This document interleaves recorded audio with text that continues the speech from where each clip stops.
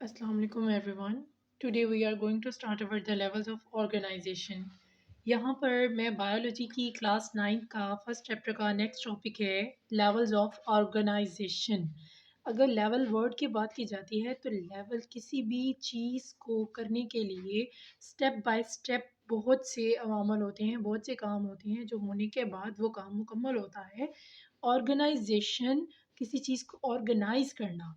Biology में basically हम पढ़ने जा रहे हैं कि किस तरह ऑर्गेनिजम्स को ऑर्गेनाइज किया गया, लेवल्स उसके कौन कौन से थे, स्टेप बाय स्टेप कौन कौन से अवामल आती हैं, तो हम इसको लेवल्स ऑफ ऑर्गेनाइजेशन में स्टडी करती हैं। In order to understand the various phenomena of life, biology study biological organisation at different levels. अगर बायोलॉजिस्ट की बात की जाए तो ऐसे साइंसदान जो बायोलॉजी के बारे में पढ़ता है हम उसको बायोलॉजिस्ट कहते हैं, और उसने बायोलॉजिकल ऑर्गेनाइजेशन यानी कि जिस तरह जानदार बने, जानदारों के बनने के अमल को डिफरेंट लेवल्स में उसने क्या किया, स्टडी किया। इन डिफरेंट लेवल्स को हम पढ़ने जा रहे हैं, जो स्टेप बाय स्टेप हम पढ़ेंगे। हमारा जो पहला स्टेप है वो है सब एटॉमिक एंड एटॉमिक लेवल। अगर सब एटॉमिक और एटॉमिक लेवल की बात की जाती है तो सब एटॉमिक और एटॉमिक लेवल को समझने से पहले हमारे पास एक छोटा सा कॉन्सेप्ट है एटम का। उस एटम के कॉन्सेप्ट को समझना ज़रूरी है कि बेसिकली एटम होता क्या है। अगर हम एटम की बात करती हैं तो एटम का मतलब होता है कोई ऐसी चीज़ जिसे काटा नहीं जा सकता।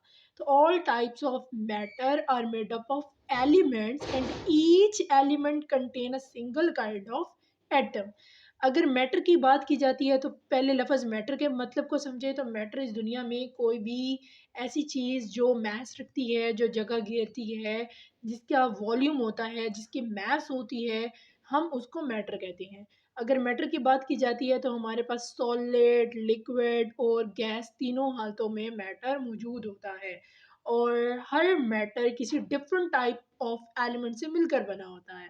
मिसाल के तौर पर अगर बात कर ली जाती है सॉलिड में, किसी मैटर की बात करें तो गोल्ड की बात कर ली जाए तो गोल्ड मैटर है क्योंकि इसके पास मास है, ये जगह घेरता है। अच्छा, अब इसके एलिमेंट की बात की जाती है तो गोल्ड प्योर फॉर्म ऑफ, या इसका मतलब है कि इसके सारे के सारे जो एटम हैं वो किसके बने हैं, सेम काइंड ऑफ एटम्स हैं। तो ऐसा कोई भी मैटर जिसके सारे के सारे एटम एक ही सिंगल काइंड के हों, हम ऐसे मैटर को एलिमेंट कहते हैं। एटम का मतलब है not cut. A for a means not and Tom means cut. तो ऐसी कोई भी चीज़ जिसे हम काट नहीं सकते हम उसको एटम कहते हैं। The atoms are actually made up of many subatomic particles। अगर यहाँ पर लफ्ज़ सब अटोमिक पार्टिकल्स की बात की जाती है तो सब अटोमिक पार्टिकल किसे कहते हैं? अच्छा, एटम किससे मिलकर बना है? यहाँ पर बात की हमने एटम की, तो बात की कि एटम एक कोई भी ऐसा जो जिसे हम काट नहीं सकते, जो कट नहीं हो सकता, हम उसको एटम कहते हैं। तो एटम किससे मिलकर बना है? Basically atom is made with the help of सब एटॉमिक पार्टिकल्स। और इन सब एटॉमिक पार्टिकल्स की अगर बात की जाती है यानी एटम के छोटे छोटे हिस्से, तो हम उनकी बात करें तो the most stable subatomic particles are electrons, protons and neutron. यानी कि कोई भी एटम है तो उसके पास एक अदद उसका न्यूक्लियस और कुछ उसके ऑर्बिट्स होती हैं। उसके न्यूक्लियस में प्रोटॉन होते हैं, न्यूट्रॉन्स होते हैं, और उसके ऑर्बिट में इलेक्ट्रॉन्स क्या कर रहे होते हैं, रिवॉल्व कर रहे होते हैं, घूम रहे होते हैं। तो एक किसी भी एटम का के जो बेसिक सब एटॉमिक पार्टिकल्स होते हैं वो इलेक्ट्रॉन नेगेटिव चार्ज जो बाहर की तरफ रिवॉल्व करते हैं, proton positive charge, P for proton, P for positive, और वो इंटरनल साइड न्यूक्लियस के पास होता है। और न्यूट्रॉन्स न्यूट्रल होते हैं, न्यूट्रॉन्स न्यूट्रल, और ये भी न्यूक्लियस में मौजूद होते हैं। Out of the 92 kinds of elements that occur in nature, कुदरत ने हमें 92 92 डिफरेंट टाइप्स ऑफ एलिमेंट्स मुहैया किए हैं, दिए हैं, जिनमें से इन 92 एलिमेंट्स में से जो 16 एलिमेंट्स हैं वो जानदारों की बॉडी बनाते हैं। इसीलिए हम इन एलिमेंट्स को बायो एलिमेंट्स भी कहते हैं। These take part in making the body, क्योंकि ये हिस्सा लेते हैं बॉडी मैस बनाने के लिए ऑफ अ लिविंग ऑर्गेनिज्म, किसी भी जानदार की बॉडी मैस बनाने के लिए ये पार्ट लेते हैं। Out of these elements, bio elements. अच्छा, इनको बायो एलिमेंट इसीलिए कहा जाता है क्योंकि ये जानदार की बॉडी को बनाने में हिस्सा लेते हैं। Only 6 oxygen, carbon, hydrogen, nitrogen, calcium और फास्फोरस, ये जो सारे हैं ये 99% हिस्सा बनाते हैं किसी भी ह्यूमन बॉडी का।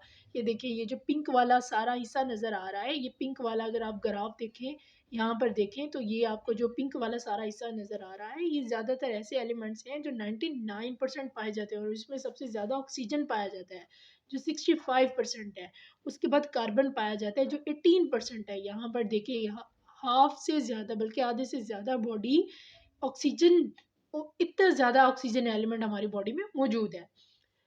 उसके बाद हमारे पास कार्बन है, फिर हाइड्रोजन है, और फिर थोड़ा बहुत नाइट्रोजन, इतना हिस्से में नाइट्रोजन भी आ जाता है, कैल्शियम, फास्फोरस और कुछ दूसरे हैं।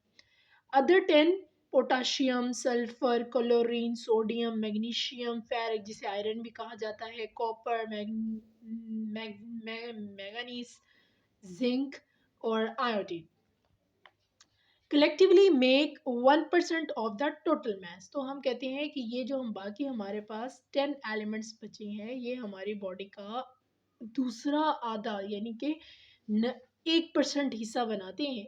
यानी कि अगर हमारी बॉडी के 16 एलिमेंट्स हैं, ये 16 एलिमेंट हमारी बॉडी को बनाने में हिस्सा लेते हैं, तो इन 16 एलिमेंट्स में से सिर्फ जो 6 एलिमेंट्स हैं वो हमारी बॉडी का 99% हिस्सा बनाते हैं, और जो एक 10 रह जाते हैं वो सिर्फ 1% बनाते हैं, जिनमें ये सारे 10 के 10 एलिमेंट्स मौजूद थे। नेक्स्ट जो हमारा लेवल है वो है मॉलिक्यूलर लेवल। अगर एटम लेवल की बात की जाती है, तो एटम बनने के बाद एक एटम किसी दूसरे एटम से जुड़ जाता है। कोई से दो एटम जब आपस में जुड़ते हैं तो वो मॉलिक्यूल बनाते हैं। इन organism, bio elements usually do not occur in isolated form. जो बायो एलिमेंट्स होते हैं वो आइसोलेटेड फॉर्म, आज़ादाना सूरत में नहीं मौजूद होते।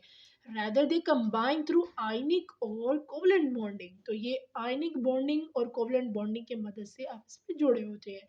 आयनिक बॉन्डिंग और कोवलेंट बॉन्डिंग, इन दोनों का जो कॉन्सेप्ट है वो हम केमिस्ट्री में क्लियर करते हैं। बेसिकली अगर मैं थोड़ा सा बताती चलूँ, तो आयनिक बॉन्ड कब बनता है, जब कोई एक एलिमेंट अपने इलेक्ट्रॉन को ज़्यादा मुकम्मल तौर पर किसी दूसरे एटम को दे देता है, निकाल देता है अपनी बॉडी से, और अपनी बॉडी से जब वो नेगेटिव आए चार्ज निकालता है, तो वो अपनी बॉडी पर पॉजिटिव चार्ज बियर करना स्टार्ट कर देता है, क्योंकि सिर्फ उसकी बॉडी में प्रोटॉन, जैसे कि मिसाल देती हूँ, अगर इस एटम के पास एक इलेक्ट्रॉन था और एक ही प्रोटॉन था, क्योंकि हम जानते हैं जितने इलेक्ट्रॉन होते हैं उतने ही प्रोटॉन होते हैं, तो अगर इसके पास एक इलेक्ट्रॉन था तो एक ही प्रोटॉन था, और इसके पास 3 इलेक्ट्रॉन थे और 3 ही प्रोटॉन थे, तो ये जो एक इलेक्ट्रॉन है ये अगर अपना इसको दे देता है तो ये 4 हो जाएंगे, इलेक्ट्रॉन 4 हो गए, लेकिन प्रोटॉन तो उतने ही रहे। तो इसके पास नेगेटिव क्या हो गया, ज़्यादा हो गया, तो ये नेगेटिव आयन हो जाएगा, क्योंकि प्रोटॉन कम है, नेगेटिव ज़्यादा है। यहाँ पर जो नेगेटिव था, एक ही नेगेटिव था, और इस एक ही नेगेटिव को निकाल दिया, अब सिर्फ हमारे पास क्या बचा, प्रोटॉन बचा, तो ये मुकम्मल तौर पर पॉजिटिव है।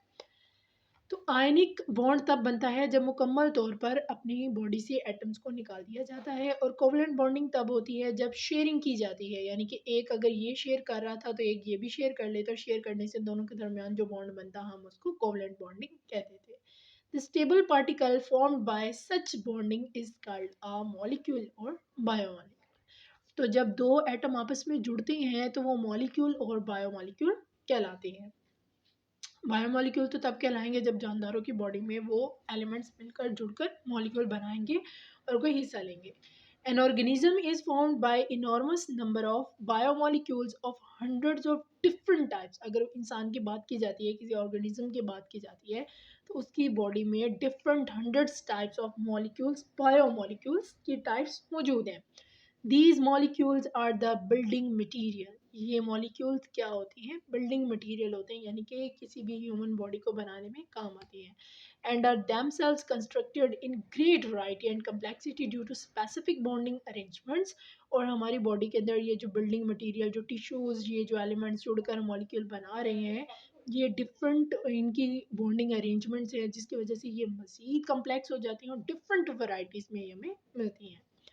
Biomolecules are classified as micromolecules. Biomolecule को क्लासिफाई भी किया जाता है किसकी फॉर्म में, micro molecules and macro molecules की फॉर्म में क्लासिफाई भी किया जाता है।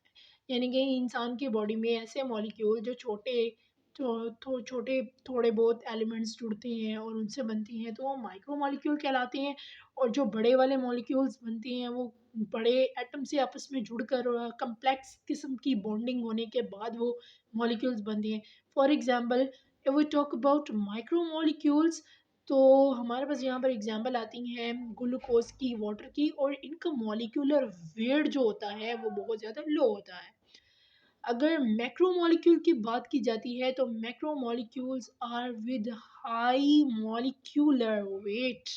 तो मैक्रोमोलेक्यूल जो होते हैं इनका मॉलिक्यूलर वेट बहुत ज़्यादा होता है। इनके एग्जांपल में हमारे पास स्टार्च, प्रोटीन और लिपिड्स आ जाते हैं।